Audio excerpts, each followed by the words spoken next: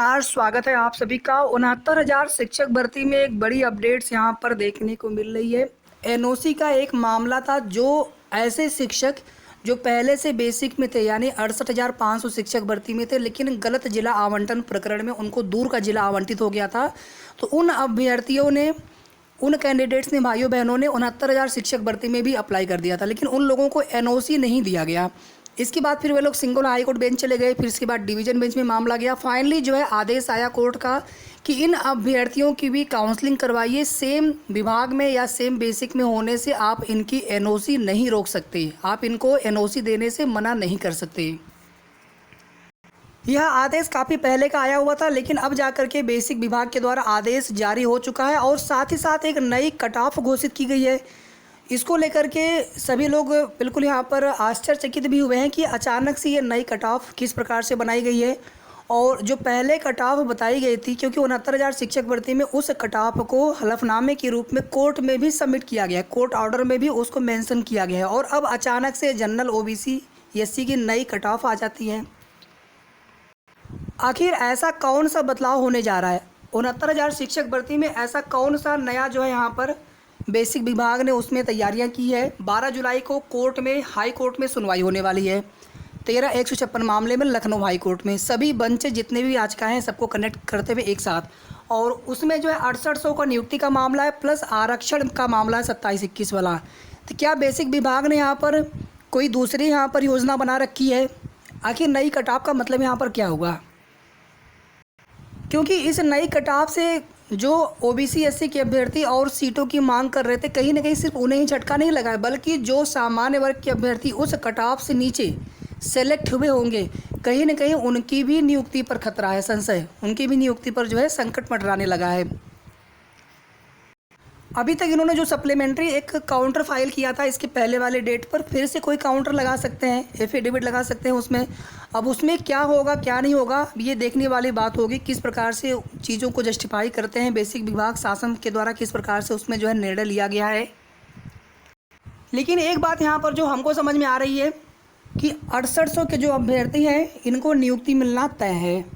महानिदेशक सर ने भी आश्वासन दिया हुआ है, बाकी अन्य अधिकारियों से मुलाकात भी, सभी लोगों ने आश्वासन दिया है कि आपका मामला 12 जुलाई के बाद आपका जो मामला है फाइनल होने जा रहा है। अगर यहाँ पर आप देखेंगे, सबसे पहले देखिए 68,500 में 1024 एमआरसी के शिक्षकों को अब उनकी पसंद के जिले आवंटित किए गए। हाईकोर्ट के आदेश पर बेसिक शिक्षा परिषद के सचिव प्रताप सिंह बघेल व उप सचिव राजेंद्र सिंह ने सोमवार को आवंटन आदेश जारी कर दिया। हाईकोर्ट ने विशेष अपील पर 14 सितंबर को 4 महीने में एमआरसी अभ्यर्थियों को उनके 3 विकल्प के आधार पर पसंद के जिले में तैनाती देने के आदेश दिए थे। इसके बाद प्रमुख सचिव बेसिक के आदेश के क्रम में सचिव बेसिक शिक्षा परिषद ने 10 मई 2022 को 2908 एमआरसी शिक्षकों को मनपसंद जिले में तैनाती दी थी, लेकिन असंतुष्ट शिक्षक लखनऊ व प्रयागराज में धरने के साथ हाईकोर्ट चले गए थे। फिर देखिए यहाँ पर 68,500 शिक्षक भर्ती में ऐसे चयनित शिक्षक जो 69,000 शिक्षक भर्ती में नियुक्ति उनको नहीं दी गई थी, क्योंकि उनके पास एनओसी नहीं था, एनओसी उनका मान्य नहीं किया गया था, तो अब उनको नियुक्ति मिल सकेगी। इसके लिए विभाग ने इन्हें एनओसी जारी करेगा। हाईकोर्ट के आदेश पर सचिव बेसिक शिक्षा परिषद प्रताप सिंह बघेल ने सभी बेसिक शिक्षा अधिकारियों को 2 जुलाई को भेजे पत्र में इन शिक्षकों को अनापत्ति प्रमाण पत्र एनओसी देने के निर्देश दिए हैं।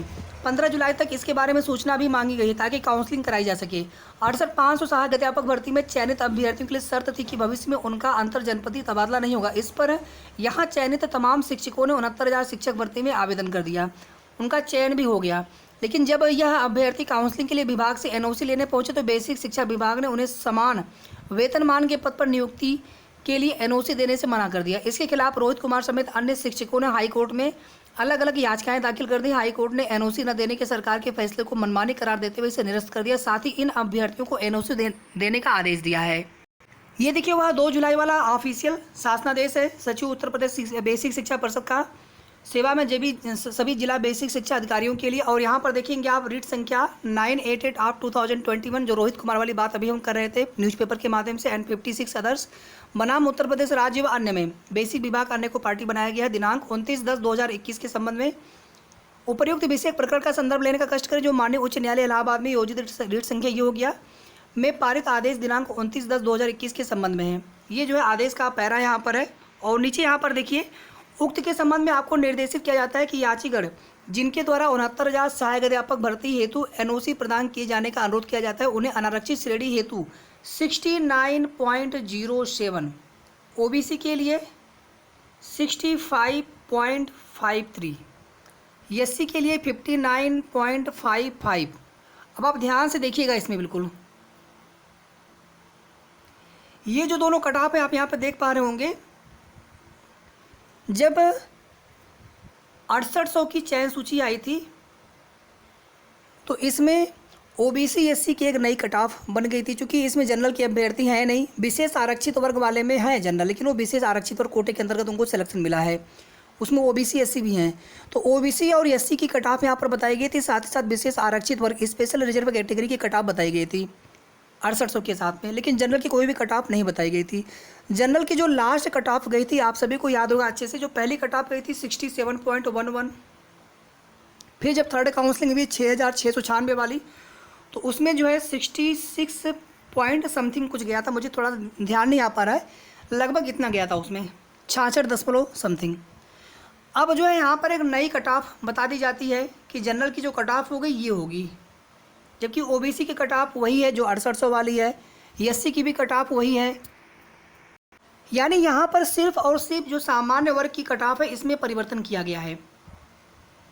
अब सवाल ये होता है कि पहले जो अभ्यर्थी इस कट ऑफ तक, यानी जो थर्ड काउंसलिंग थर्ड लिस्ट थी 6,696 वाली, आप वो 867 तो छोड़िए, अभी हम इस पर आ जाते हैं कि जो इसमें जो लास्ट कट ऑफ जो सिलेक्टेड कैंडिडेट्स जनरल के, उनको किस प्रकार से सिलेक्ट किया जाएगा, उनको किस प्रकार से उनका चयन किया गया है, या फिर जो इस कट ऑफ तक पहले लिस्ट के आधार पर सिलेक्ट हुए तो उनको किस आधार पर सिलेक्ट किया गया था। क्योंकि आपने अब यहाँ पर एक नई कट ऑफ बता दी है, क्योंकि इसके नीचे जिनकी कट ऑफ होगी जनरल के, उनकी काउंसलिंग नहीं करवाई जाएगी अब कोर्ट के आदेश के अनुसार।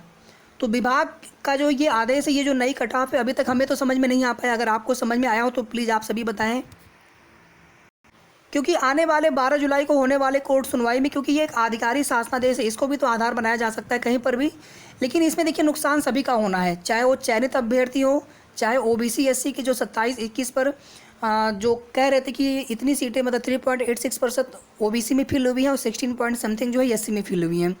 तो कहीं ना कहीं अब इस नई कट ऑफ के बन जाने की वजह से इस कट ऑफ के नीचे जितने भी ओबीसी एससी के अभ्यर्थी होंगे उनको उनकी कैटेगरी में, यानी अभी उनको जनरल की कैटेगरी में माना जा रहा था, अनारक्षित की सीटें पर ऐसे बोलना चाहिए था हमें, यूआर की सीटें माना जा रहा था, अब उनको उनकी कैटेगरी में मान लिया जाएगा। तो इससे क्या होगा कि उनके कोटे की सीटें जो है और भर जाएंगी, तो फिर लगभग हो सकता है कि 6800 के आसपास ही यहाँ पर और सीटों की आवश्यकता हो ओबीसी एससी को। आप देखिए, कभी भी आप मेरे ऊपर आरोप मत लगाया करिए साथियों, जो भी चीज़ें होती हैं आपको हम सही ऑथेंटिक और निष्पक्ष रूप से बताने का प्रयास करते हैं, और आप लोग चीज़ों को समझने का प्रयास किया करिए। मैं आपको केवल 2 मिनट के लिए मतलब आप खुश हो जाएं सुन करके, ऐसे मैं कोई गलत जानकारी मैं आपको कभी नहीं दूंगा, ठीक है। तो इस पूरे प्रकरण में आपको कितना क्या समझ में आया आप सभी कमेंट करके ज़रूर बताइए। मैं आप सभी से चाहता हूं कि आप सभी कमेंट करिए, और वीडियो को आप लोग प्लीज़ लाइक और शेयर जितना हो सकता है ग्रुपों में कर दीजिएगा, ताकि सभी तक ये जानकारी पहुंचे। धन्यवाद।